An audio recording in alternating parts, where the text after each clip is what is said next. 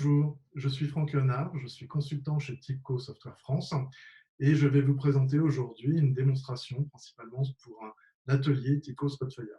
Cet atelier est le premier, donc c'est un atelier d'initiation pour les personnes qui ne connaissent pas ou qui ont découvert Spotfire il y a un certain temps et qui veulent rafraîchir leur mémoire.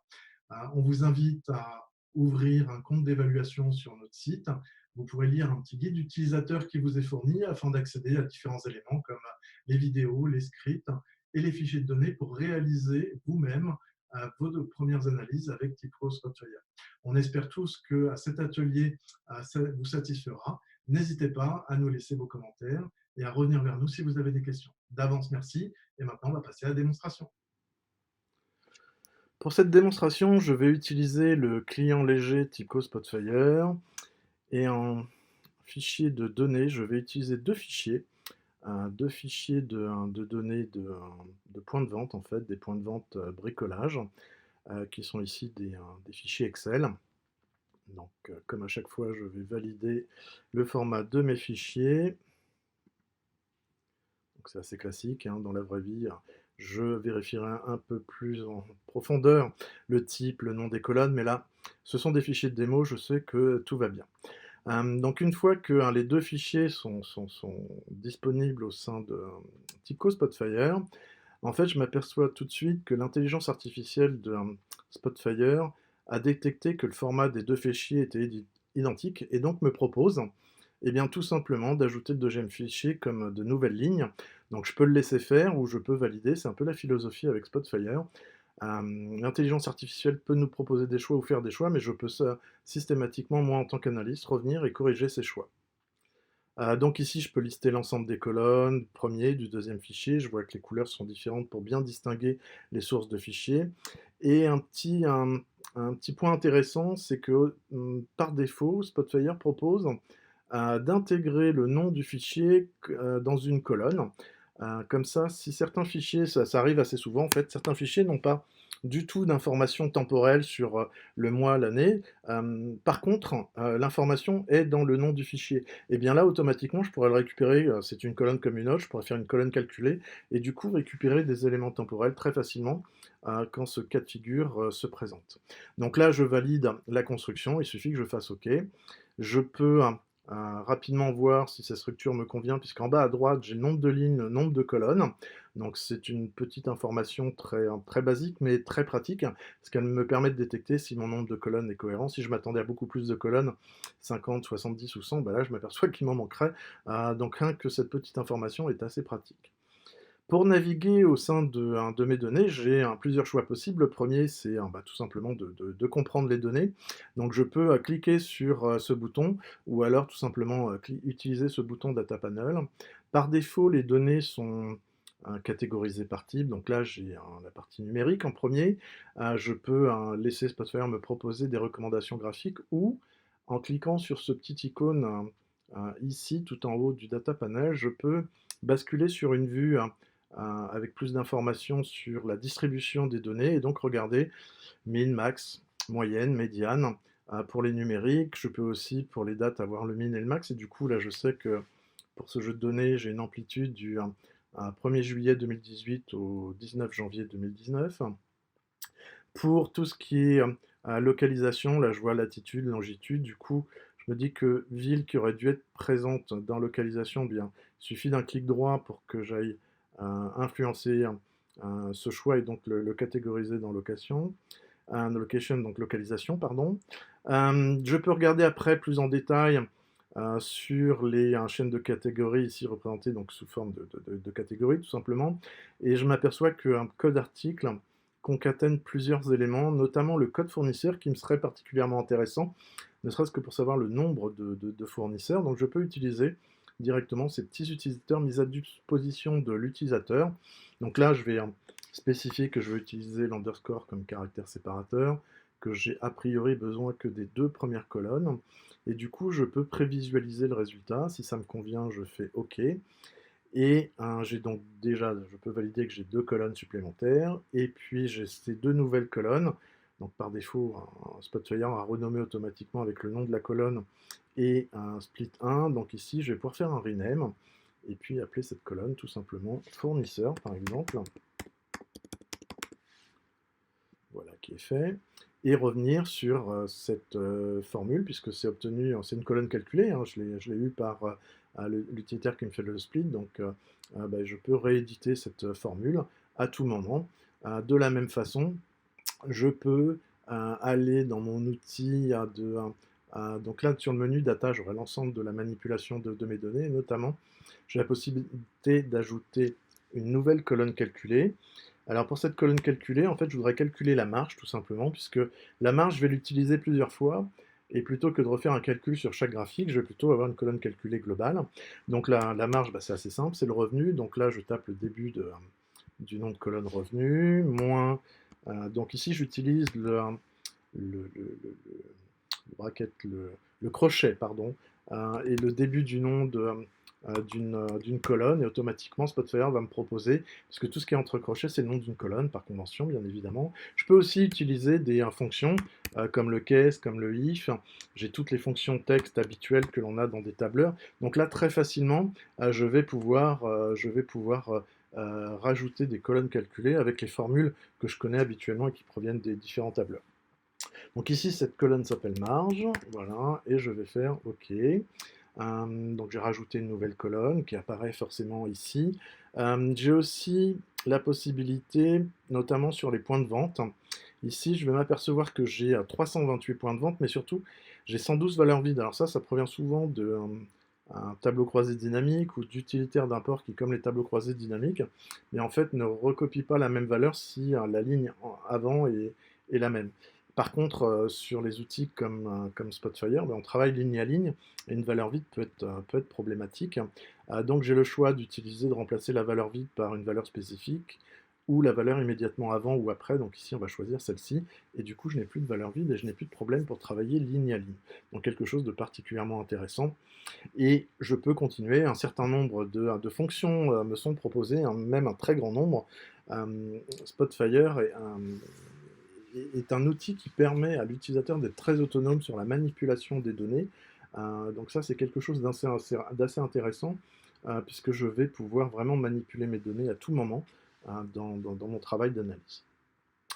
Autre moyen, une fois que j'ai un peu mieux compris la structure de mes données, je peux m'interroger sur le contenu de ces données. Donc je peux utiliser la fonction d'exploration, donc ici soit ce bouton, soit ce petit icône en haut à droite.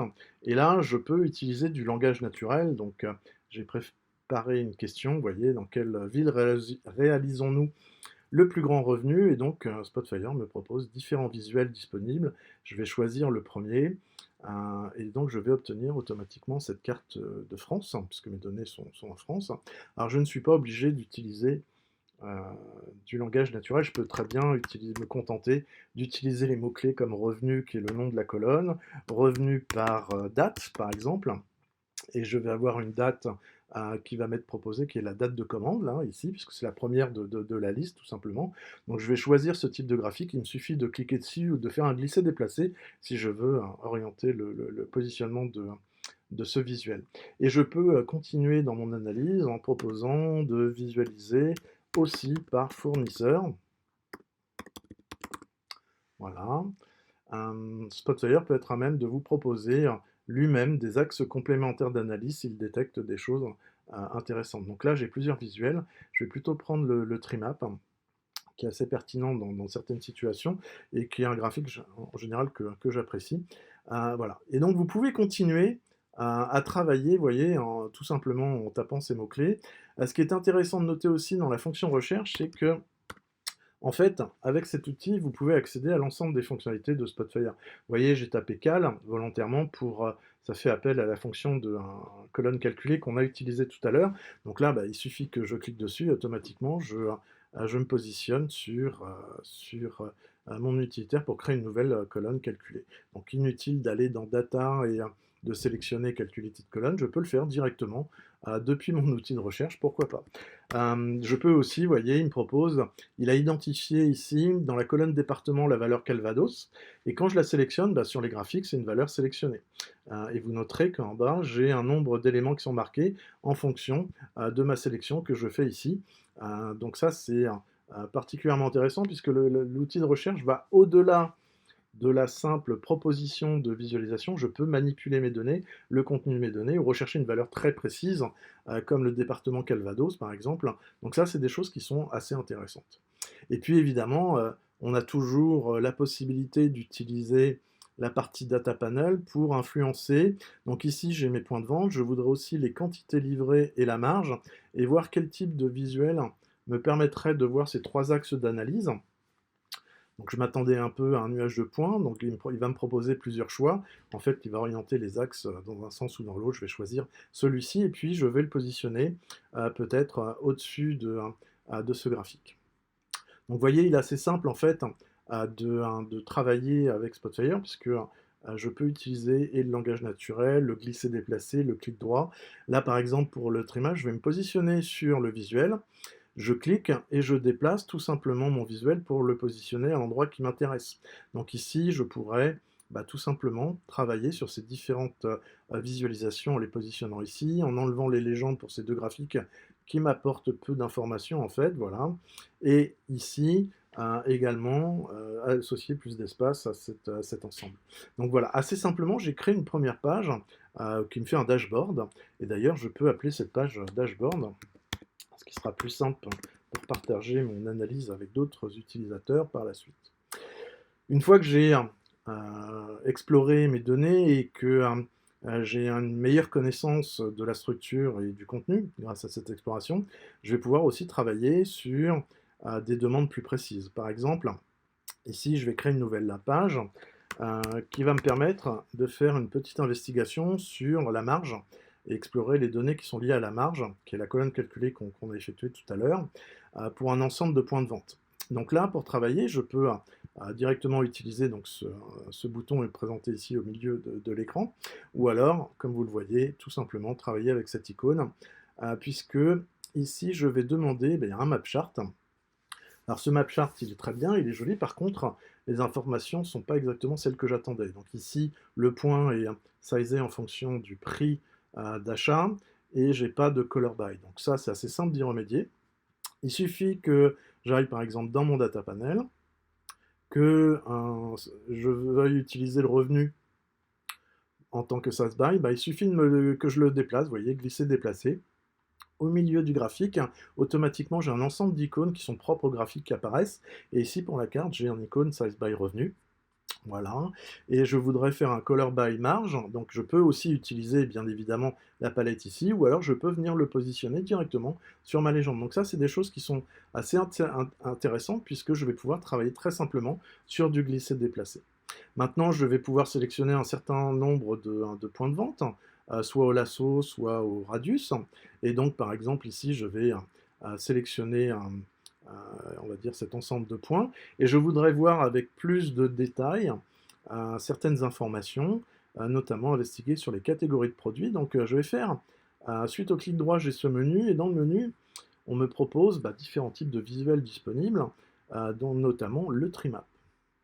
Et le trimap, je me dis, j'aimerais bien avoir une visualisation pour les points de vente sélectionnés sur la carte, des différentes catégories de produits. Et quand je regarde ici, ou quand je fais une recherche tout en haut, je m'aperçois que j'ai aucune colonne qui correspond à catégorie. Et là, je me dis, c'est pas grave, parce qu'en fait, j'ai dû oublier, mais j'ai besoin d'un fichier complémentaire.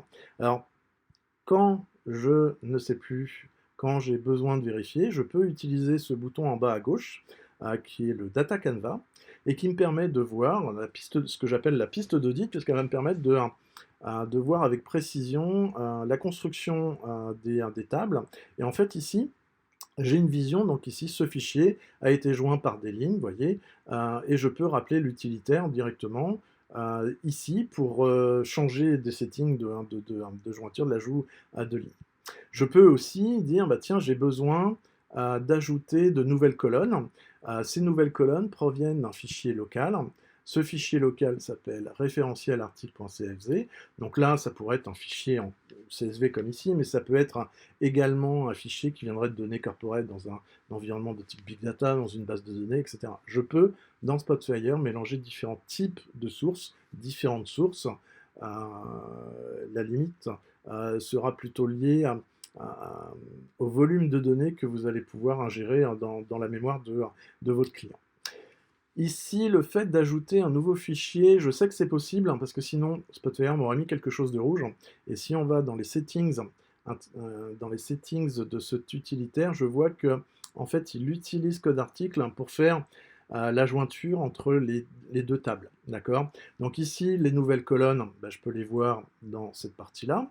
Il s'agit de catégories, rayons, famille et désignation article. Et je pourrais travailler sur la jointure si par exemple, j'avais besoin d'une colonne supplémentaire, ou si le nom ne correspond pas, parce que dans les deux fichiers, le nom de la colonne est différent, donc Spotfire ne va pas automatiquement les proposer, et bien à ce moment-là, je peux le modifier. Comme je le disais au début, c'est l'analyste qui va valider, qui va construire cette logique, et c'est de sa responsabilité, mais il peut l'influencer à tout moment. Point très important, surtout sur l'ajout de colonne, c'est ce type de jointure, vous voyez. Donc ici, je peux aussi influencer le type de jointure en choisissant le type de jointure que je détermine en fonction de mes données. Et si je ne me souviens pas, eh bien, ce petit utilitaire graphique me permet de me rappeler quels sont les impacts de choisir la outer join ou le single match. Bien évidemment, vous pouvez aller dans des informations plus détaillées avec l'aide en ligne si vous le souhaitez. Donc ici, j'ai demandé de rajouter une nouvelle colonne qui apparaît ici. Donc, je peux rappeler mon utilitaire à tout moment, comme je l'ai dit tout à l'heure, pour aller modifier. Donc, si dans 2 mois, je veux compléter avec des nouvelles données, que ces nouvelles données, il y a des nouveaux cas de figure, eh bien, je peux regarder cette construction, et notamment sur les colonnes calculées. Si dans un an, j'ai rajouté par exemple 12 fichiers mensuels ou 4 trimestriels, et que je m'aperçois qu'il y a des données qui correspondent pas par rapport à mes tests, à la logique que j'avais avec un nombre de fichiers plus limité, eh bien c'est pas grave, je peux revenir sur ces différentes constructions et modifier mes données. Donc très important, la piste d'audit me permet d'avoir une vision très précise, très concrète de mes données. Et puis là, pour revenir à mon graphique, donc là, vous avez vu, j'ai interrompu la construction de mon graphique parce qu'il manquait des données, donc j'ai pu tout simplement rajouter mes données, et maintenant je vais pouvoir tout simplement aller les chercher. Donc ici, c'est des catégories de produits donc, qui vont remplacer en fait l'élément sélectionné par Spotfire par défaut, donc c'est bien. J'ai aménagement, bricolage, décoration, jardin, ça c'est très bien. Par contre, je sais que j'ai ramené d'autres dimensions, notamment rayons, que je vais pouvoir ajouter. Notamment famille de produits aussi, que je vais pouvoir rajouter également. D'accord. À partir de là, l'intérêt du Trimap ici est assez évident, puisque on va pouvoir naviguer dans un rayon, dans une famille de produits très simplement, remonter comme ça et naviguer globalement. Autre intérêt, je vais pouvoir proposer à l'utilisateur, ici forcément, puisque j'ai construit 3 niveaux, ça peut être assez complexe, mais ces 3 niveaux, en clic droit, me permet d'accéder à ce petit menu qui me dit, tiens, on a créé 3 niveaux hiérarchiques, est-ce qu'il ne serait pas intéressant de créer une hiérarchie, comme ça l'utilisateur pourrait déterminer quelle granularité il veut afficher en fonction de ses recherches. Donc ça, c'est particulièrement intéressant. Et puis, la couleur du mine me désespère en bleu, j'aurais préféré du rouge, voilà. Voilà, je le corrige ici. Et donc, je vais pouvoir travailler de manière très concrète sur mes données ici, pour voir ces informations.